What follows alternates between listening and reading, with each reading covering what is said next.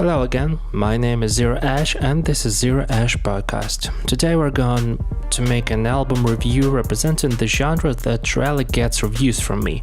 Therefore you can rarely see or hear any of such reviews on my YouTube channel, especially on my Russian speaking YouTube channel. Actually there is currently not much you can see on my YouTube, but we're going to fix that in the nearest future. More are coming, so please stay tuned. I rarely review electronic music because of quite simple reason. There is not much interesting stuff happening in this genre. The only exception for this is Sophie's album, which appeared a really interesting and a valuable piece of musical content. It appeared to be. Even the latest release of Deadmau5 didn't impress me that much because it did not even seem like a full-blown, full-scale music album. Still, I have enjoyed a couple of tracks from that album nonetheless. Another example of this trend is the latest activity of The Prodigy with a couple of their singles which were mediocre at best. As a result, I did not even want to make an electronic album review. Anyway, today we're going to talk about really interesting guys, which will definitely be interesting for all the fans of heavy music, both electronic and metal genres. This review is supported by sponsors from patreon.com. If you like my reviews and want to support them, you can do so by clicking the button below. This is highly appreciated. Thank you. So, let's go on with the review. If you never heard of the American duo Dance with the Dead, then you'll definitely need to check them out, especially their latest album Loved to Death. Don't worry, I've got you covered and will try to briefly tell you about them in this album review. These guys play Retrowave, which is really aggressive electronic music, generously complemented by distorted guitar sound. As a result, such approach gives the listeners a significantly new perspective on how electronic music can actually sound, especially now. It's even despite the fact that this music is heavily inspired by the electronic bands of 1980s. All in all, the very purpose of Retrowave is to reinvent and, if you will, re-represent this old school sound. Due to the fact that this album is fully instrumental and there is not a single word spoken or sung in any of the songs, there is actually no point in trying to interpret the meaning of the album's title and especially its cover, just because of the fact that any interpretation won't be confirmed by the song's lyrics. Nonetheless, it's necessary to understand another thing. It's important to know that these guys' music has always been infused with the atmosphere of action and or horror movies of 1980s. Basically, that's why the guys always used the pictures of monsters chasing their victims as their album's cover arts, like for real. So, as you can imagine, in terms of lyrical content, there is nothing to discuss there, therefore this album review will be rather short as a result. However, there is much to talk about besides the lyrics. So, let's keep on going to musical content. What do we have here? 10 music tracks highly infused with the spirits of aggression and, if you will, ferocity, maybe.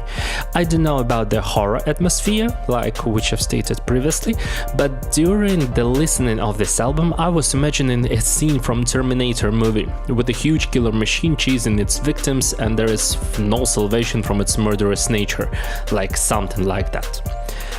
As for the melodic structure, each and every track from this album follows the same approach.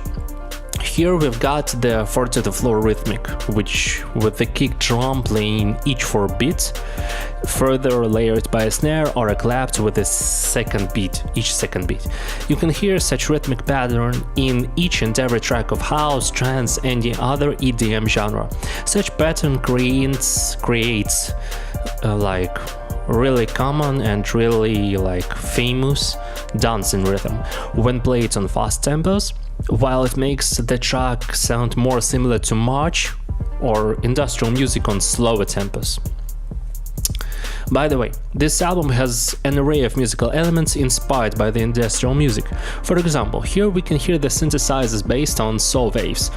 I'm not a huge expert in sound design and in sound waves, to be honest, but to me these synthesizer sounds sound like some power drills on a certain note, if it makes sense to anyone. In majority of cases, the bass lines of the track consist of these waves, in my ears, if my ears define them right, which makes them sound really huge and powerful, while also preserving this feeling of groove that you can hear in the track Go, which opens the album. Leads here mostly feature various arpeggiators and loopers.